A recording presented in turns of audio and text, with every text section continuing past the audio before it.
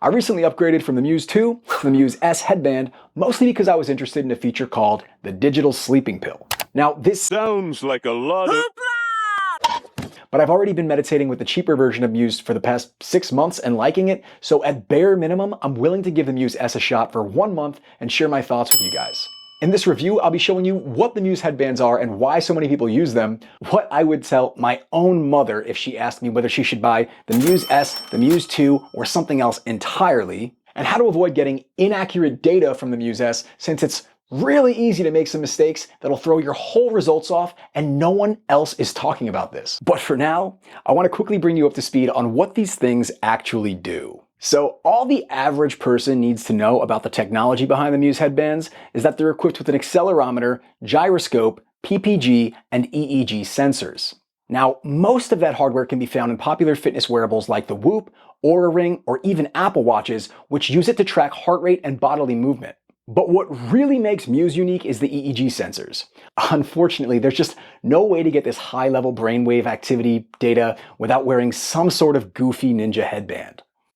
The EEG sensors allow Muse to scan your brainwaves in real time, and Muse uses this data to help guide and improve your meditation sessions with live audio feedback while tracking your progress and improvement over time. The Muse app offers many different programs like guided meditations, soundscapes, and specific goal-based focus sessions, but by far my favorite category is the biofeedback meditations. These look at biometrics like your brain activity, heart rate, breathing, or movement to help you gain better insight into how your thoughts and actions can directly control those functions. So one way Muse can do this is by playing ambient sounds like rain, which intensify when your thoughts are scattered, and having those same ambient sounds quiet down and give way to chirping birds when you're meditating successfully. This instant reinforcement helps encourage you when you're doing well, or gently nudge you back on track when your mind starts to wander, which I'll admit, as someone with ADHD, definitely happens to me more toward the end of my longer sessions. These biofeedback programs alone make Muse genuinely such an incredible tool for improving mental health, especially for people with anxiety or ADHD who struggle to see the connection between how the way they breathe can worsen or improve their actual symptoms. So at least where this core feature of meditation is concerned, Muse is the real deal if you're using it correctly. Now, a lot of people do make some critical mistakes when using Muse, but I'll get to that in just a minute. Because the data Muse provides definitely seems to be solid. In fact, as an EEG, it's considered accurate enough to have been used in numerous research studies, even by NASA scientists, and I've found my own results to generally be aligned with how I felt I did during any given meditation session. So if your main interest is in using Muse to enhance your meditation sessions, I can honestly say this is the best tool I've found so far for doing so.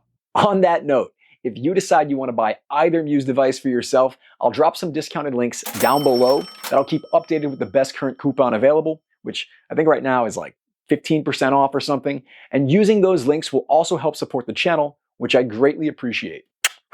But make no mistake, you absolutely do not need any device or gadget to meditate, the same way you don't need an activity tracker or smartwatch to exercise. Yet, these things are popular for a reason, and they can help a lot with motivation, guidance, and tracking.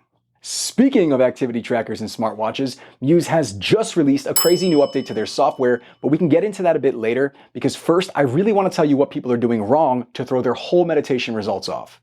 So for the first 30 seconds or so of most meditations, Muse will be calibrating your unique baseline brain waves. Muse is trying to see what your brain looks like normally so that it can compare this against what your brain looks like in a meditative state. Users mess this up either when they start to meditate too early or when they fidget around and blink too much during the calibration period. So my advice to you so that the meditations and the results go as accurately as possible is for the first 30-second calibration, just sit still and let your mind do its thing.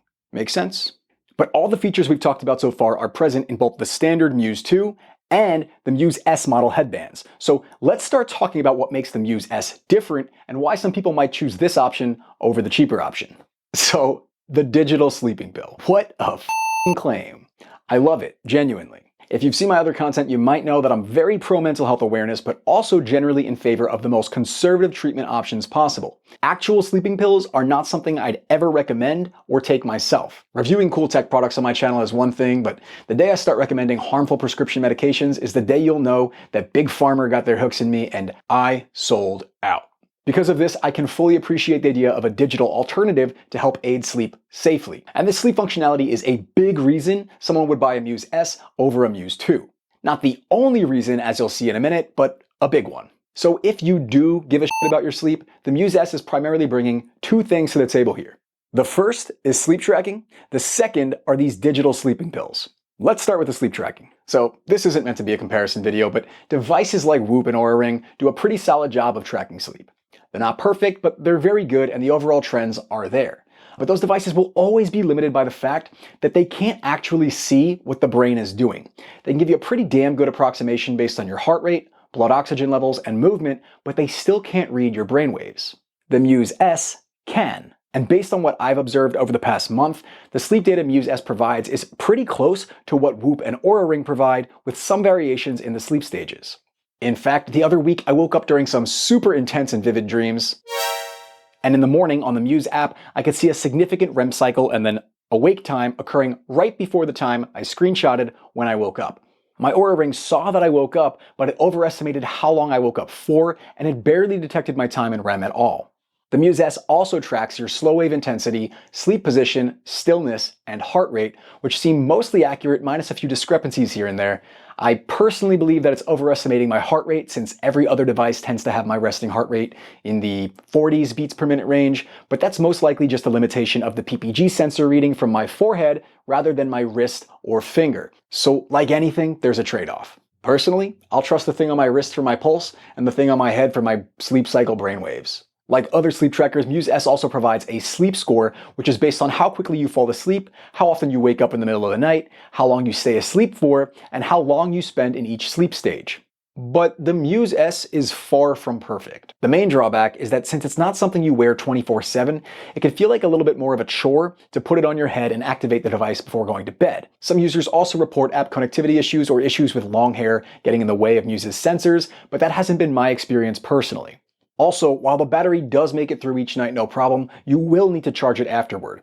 You can get a morning meditation in, but you definitely can't go 2 sleeps in a row without a charge. But I digress, because while the sleep tracking did impress me, it's not even the reason most people choose the Muse S versus the Muse 2 in the first place. The digital sleeping pills actually refer to the sleep programs Muse offers. These include stories, soundscapes, and guided meditations with a bedtime twist to help you relax, unwind, and fall asleep. The Muse S headband does not have a speaker built into it, so these will need to be played through the app or headphones, and it does this kind of interesting thing, kind of like the regular meditations, where it changes in response to your brainwaves.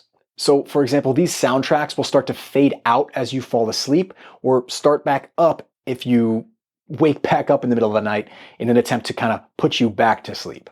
Muse calls it sleep induction technology. If you want my personal opinion on the digital sleeping pills, I think some people might really like it. In fact, I love the concept. Like, who wouldn't want Netflix to automatically detect when they fall asleep and pause their favorite show for them? But sleep is a very personal thing, and I personally turn off the feature that has it fade out and then back in if I wake up, because for me, I just sleep better with either constant white noise throughout the night or no noise at all. But again, that's just a personal thing. I've got a friend with severe ADHD who has to fall asleep listening to audiobooks, and I've met lots of other people who can't sleep without the TV on, so I do get how this would appeal to those kinds of people. And I'll also say, I do really like some of those guided meditations. For example, one of the first ones I tried walks you through safely exploring beneath the ocean, and it's just really pleasant to listen to.